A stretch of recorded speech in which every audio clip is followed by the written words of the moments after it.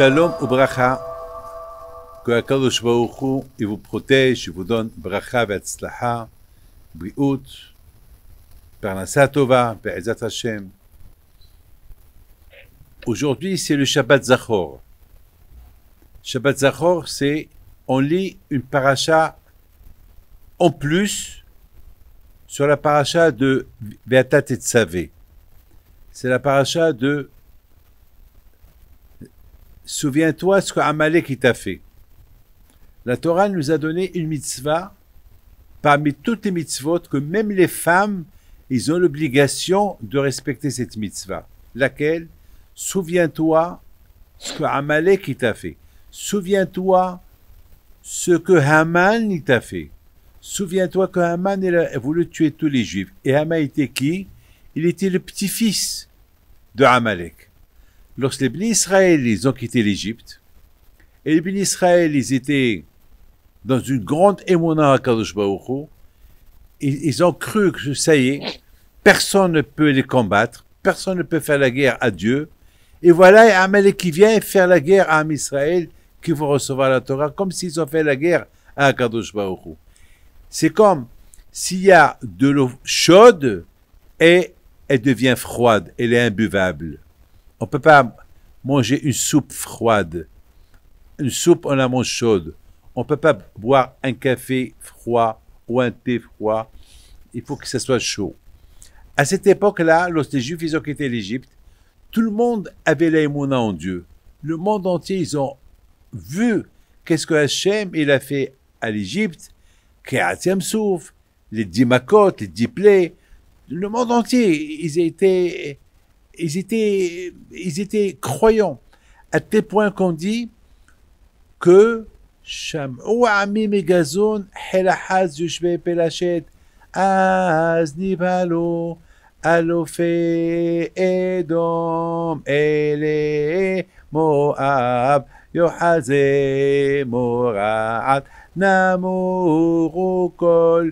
Le monde entier avait peur de Akadosh Baruch Hu. Chaque jour dans Azaché Moshe, chaque jour on lit Azaché Moshe, et chaque jour on se rappelle le miracle de Kriyat Yam-Souf, comment la mer a été partagée en deux, et comment le monde entier a eu chaud en Dieu.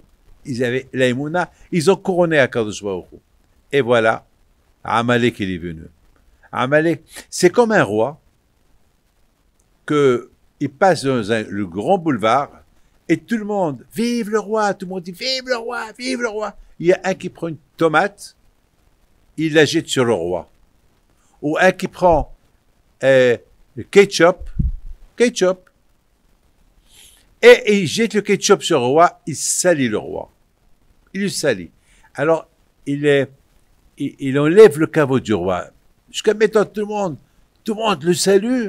Tout le monde est heureux de le voir. Et voilà, il y a des gens qui vont manquer le respect au roi. Ça a abaissé le caveau du roi. Eh ben, c'est ce qu'il a fait à Amalek. Le fait que le monde entier croyait en Dieu, Amalek il est venu faire la guerre aux Juifs, alors, malheureusement, ça a fait une tâche de l'honneur de Dieu. Alors, quand Joël nous a dit, messieurs, à partir de maintenant,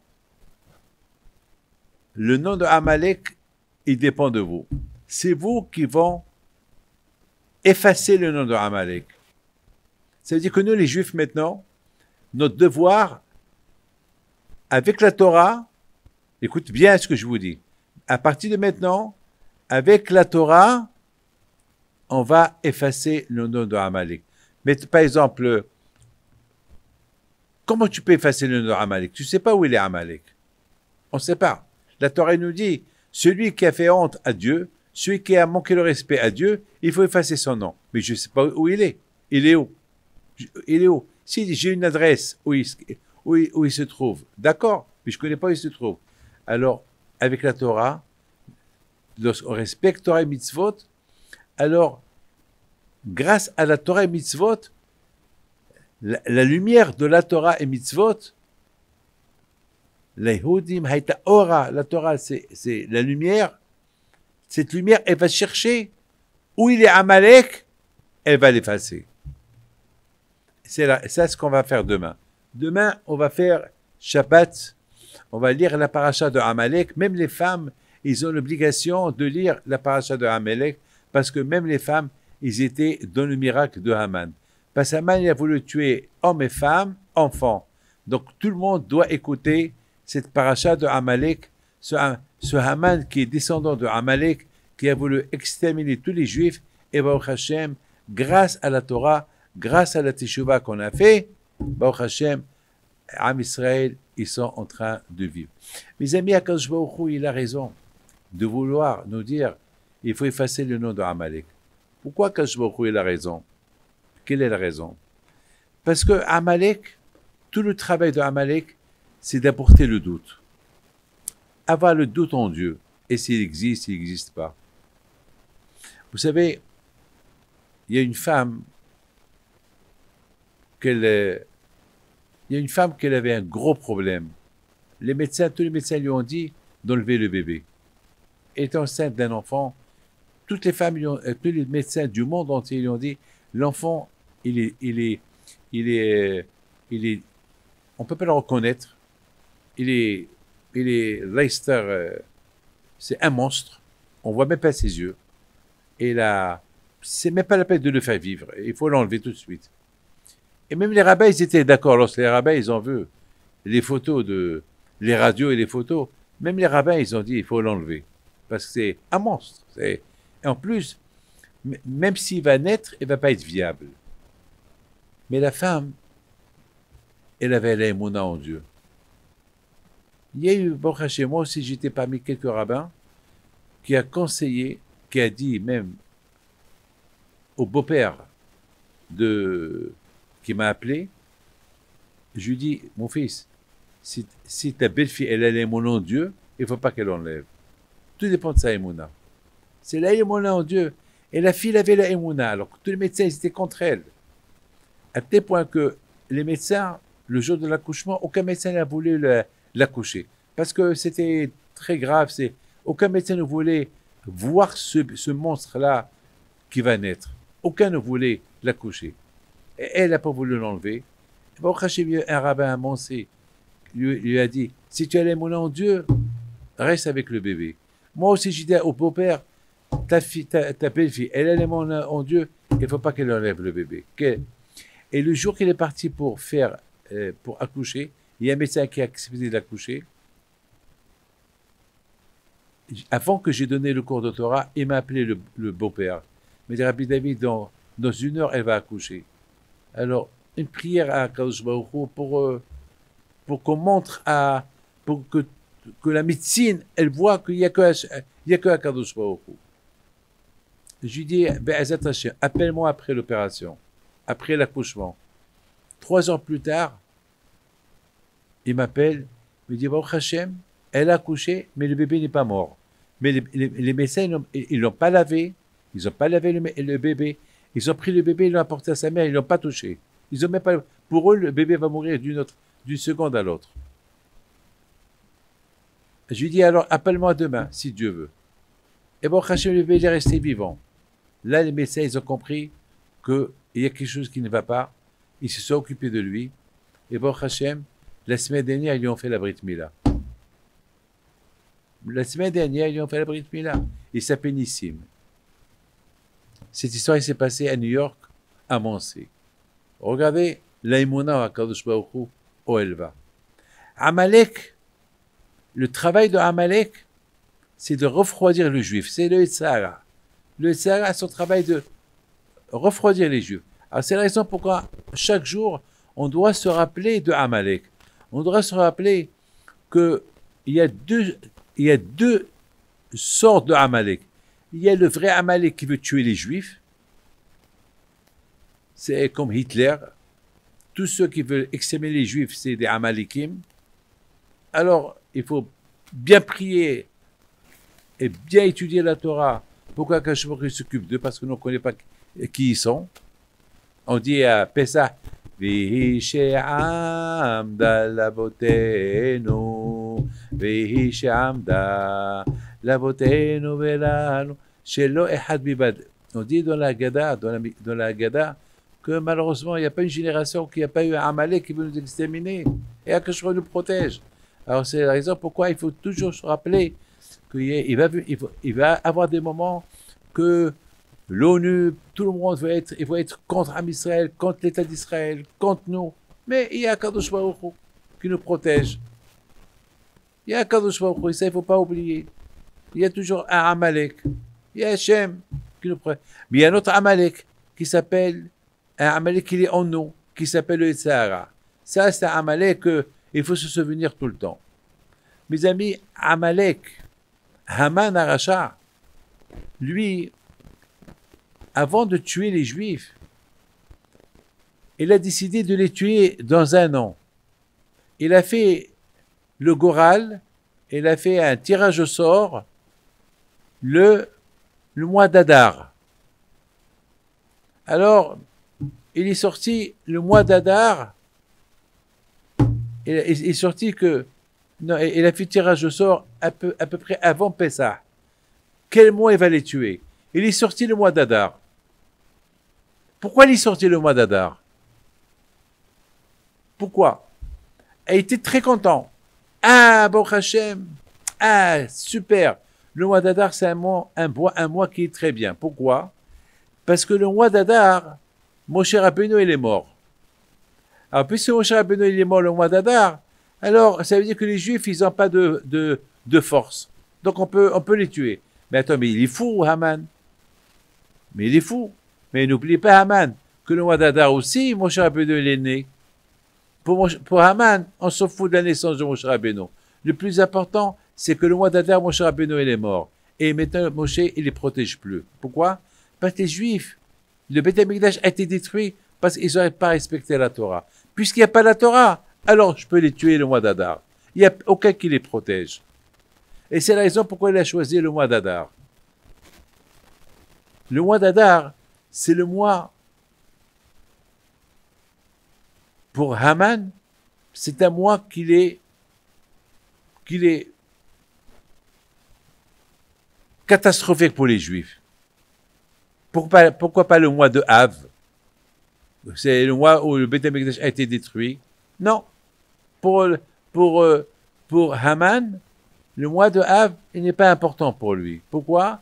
Parce que le mois de Av, il y a eu déjà là-bas un drame, et c'est pas la peine qu'il ajoute un autre drame parce que c'est pas assez pour lui. C'est pas, peut-être le mois de Av, Hachem, il va avoir de la peine pour les Juifs, alors il va les protéger.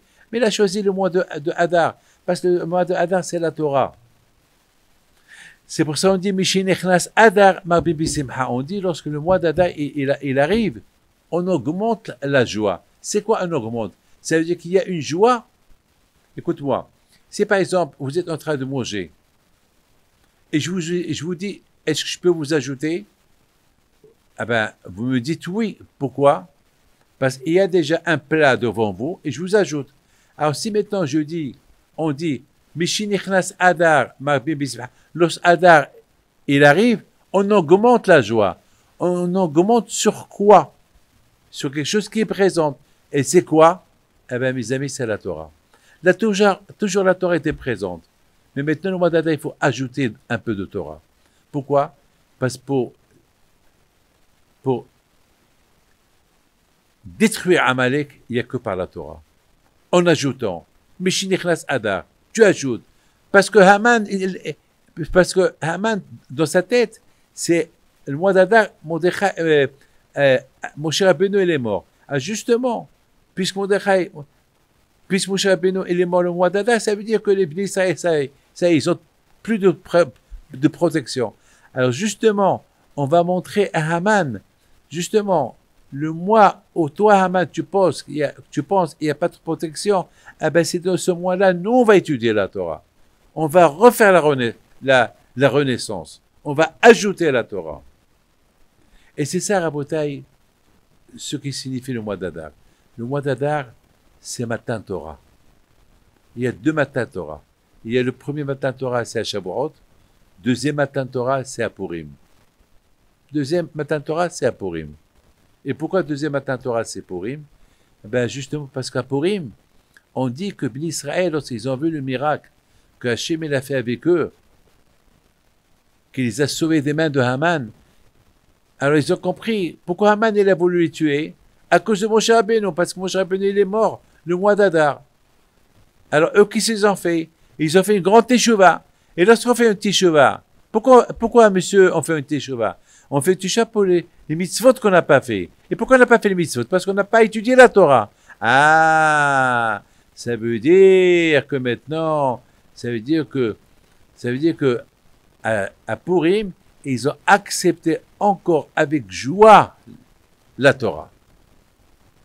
Ils ont accepté la Torah, Matan Torah, mais ils étaient stressés. Il y avait le chauffard, il y avait tremblement de terre, il y avait du feu, il y avait la voix d'Hachem. Alors ils ont dit Naaseh v'nishma avec la peur. Là, ils ont dit Naaseh v'nishma avec la joie. Laïhodim, laïhodim, haïta ora, vesimcha, vesason bekar. À Purim, ils ont accepté la Torah avec la joie. Et c'est ça ce qui fait la beauté de Purim. Ce qui est spécial de Purim, c'est qu'ils ont accepté la Torah, Naaseh, Kimo Vikiblo. Ils ont accepté la Torah avec la joie. Ça veut dire que jusqu'à maintenant, on a fait la Torah. On aime la Torah. Mais à Purim, c'était vraiment... Maintenant, ils ont compris qu'Hachem, il est avec eux. Maintenant, ils aiment Hachem. Et maintenant, ils disent Hachem. Maintenant, ça y est, Akadosh Baruch Hu. Ça y est, Akadosh Baruch Hu. La teshuva à nous aujourd'hui, et c'est une vraie teshuva. On va commencer maintenant à lire les halachot. Et Rabotai, si vous réfléchissez un peu, on voit que avant Matan Torah, écoute bien ça, à Shavuot, c'est écrit que les Juifs, ils ont reçu la Torah lorsqu'ils étaient tous unis, tous ensemble, avec united. Ils étaient tous unis. Tous unis. Il y avait l'union. Il n'y avait pas de religieux, pas de religieux. Tout le monde était unis ensemble. Chacun respectait l'autre. Et à Purim, eh ben, non seulement qu'ils ont accepté la Torah, mais, on donnait matanot, on donne des cadeaux, chacun à son copain, on donne un aniyim, et après c'est Pessah, on sait déjà qu'on prépare l'argent à donner au tzedaka pour les pauvres de Pessah. Donc finalement, mes amis, le Matan Torah de Shavuot, il est important, mais le Matan Torah de Purim, qu'ils ont accepté, ce qu'ils ont déjà accepté auparavant, ils l'ont encore mieux accepté. Ils l'ont bien accepté. Vous savez à quoi? C'est comme confirmer. Beaucoup des fois, je dis quelque chose, alors après on me dit, vous confirmez ce que vous dites, et je confirme. Lorsqu'on confirme, ça veut dire que c'est bon. Alors, les Juifs, vraiment, ils ont accepté la Torah à Shavuot, mais ils ont confirmé l'amour d'Hachem, l'amour de la Torah, rien qu'à Purim. Pourquoi? Parce qu'à Purim, ils ont découvert que Hachem les aime. Ah, mais la question se pose. Pourquoi vous ne savez pas que le bon Dieu les aime? Oui, il les aime. Oui, ils savaient que le bon Dieu les aime. C'est pour ça qu'il les a libérés de l'Égypte. Et c'est pour ça qu'il leur a fait Ka'atem Souf. Oui, il les aime. Mais eux, ils ont compris, vous savez, c'est comme l'amour d'un bébé. Un bébé, il sait que son père, il l'aime. Mais quand est-ce qu'il sait que vraiment son père, il l'aime? Lorsqu'il grandit, il voit que son père, il achète une maison, il achète une voiture. Ah, là, il est toujours avec lui. Là, vraiment, le fils, il dit à son père, vous savez que il y a une différence, les enfants, l'amour qu'ils ont les enfants vis-à-vis de leurs parents, lorsqu'ils sont bébés, et l'amour que les enfants, ils ont vis-à-vis de leurs parents, lorsqu'ils sont grands. Par exemple, je prends mon exemple à moi. Mon exemple, alors j'étais jeune, je dépendais de ma mère. Alors c'est normal que je l'aime. Ma mère, elle me fait à manger, ma mère. Mais quand vraiment j'ai découvert que j'adore ma mère, quand? Eh ben, maintenant par exemple, voilà, maintenant par exemple, lorsque j'ai grandi, je la respecte, même si elle me criait, je ne la répondais pas. C'est les Havdil, comme ça les Bnei Israël. Les Bnei Israël, ils savaient, c'était comme des bébés. Ils n'avaient pas le choix. Ils aimaient Hachem par rapport à la reconnaissance, tout ce qu'il a fait pour eux.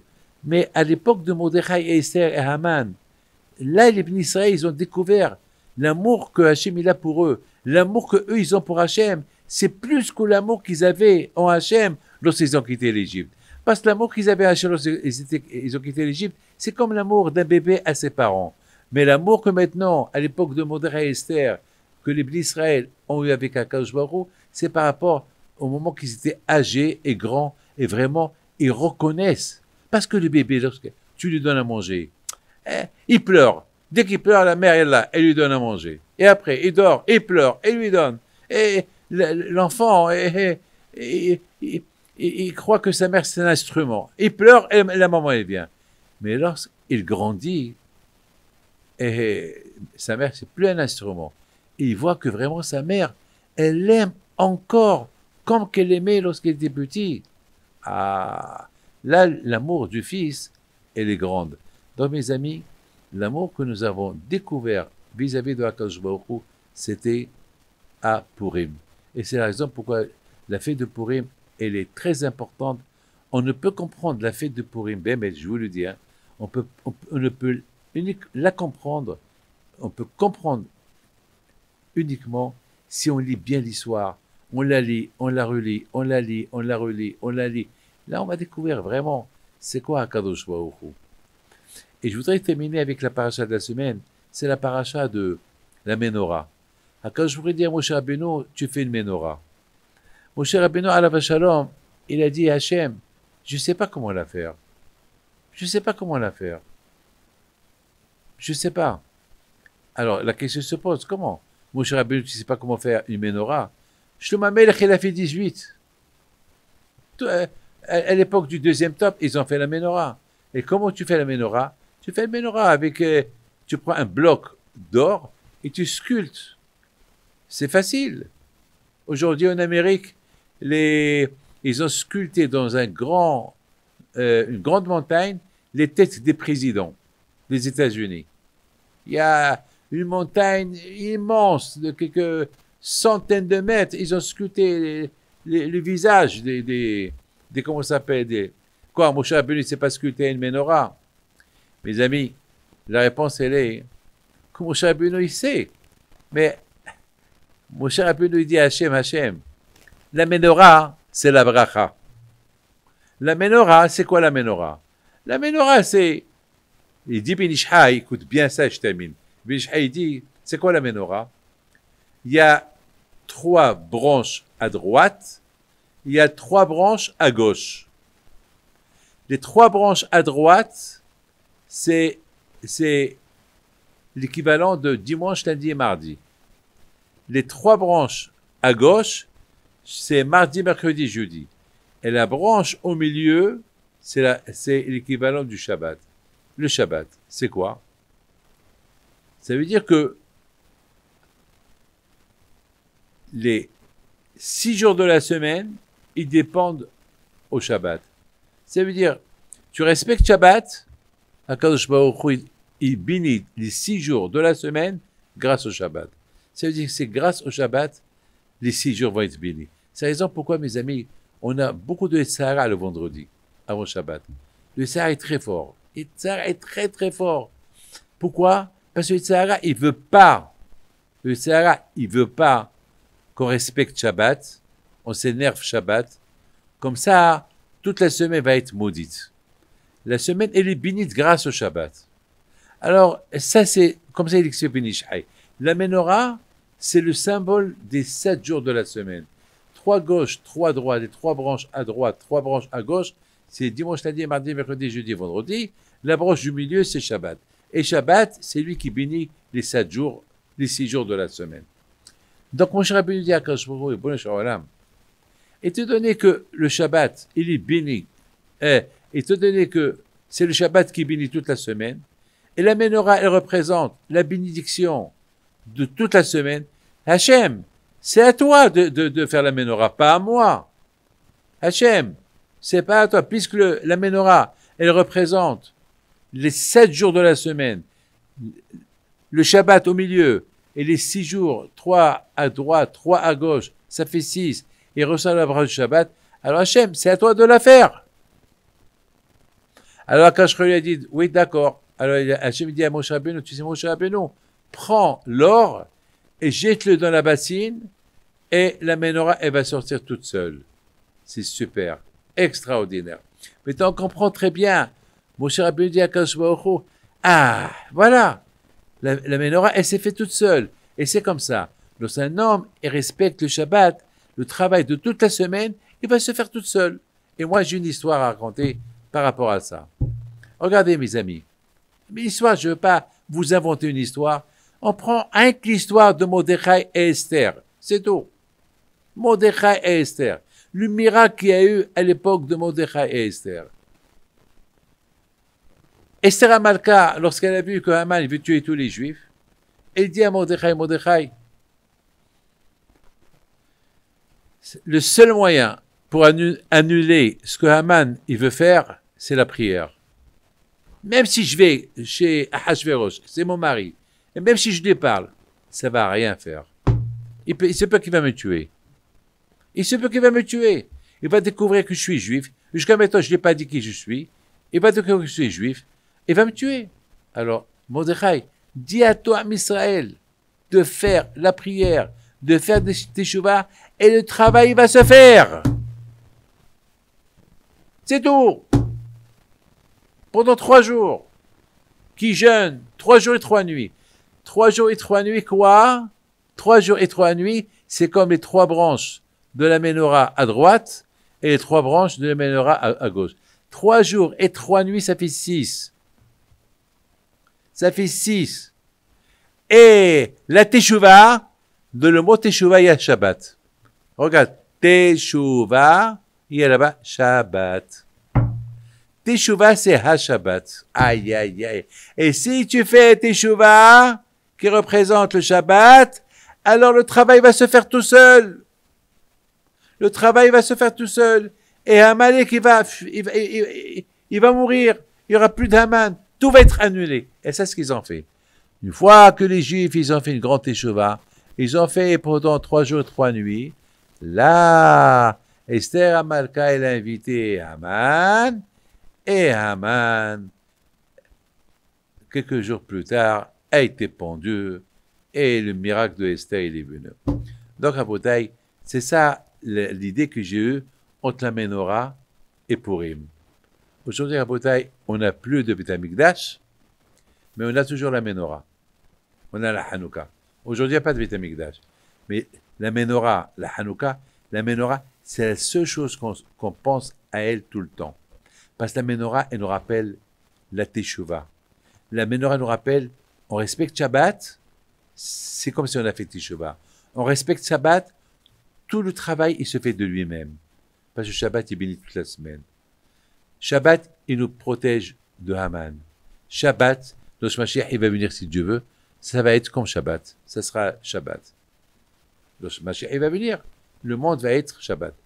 Alors, quand je vous donne bracha v'atzlaha, b'gout hagouf, Mishe, Mishe, Mishe, Mishe, Mishe, Mishe, Mishe, Mishe, Mishe, Nichnas Adar.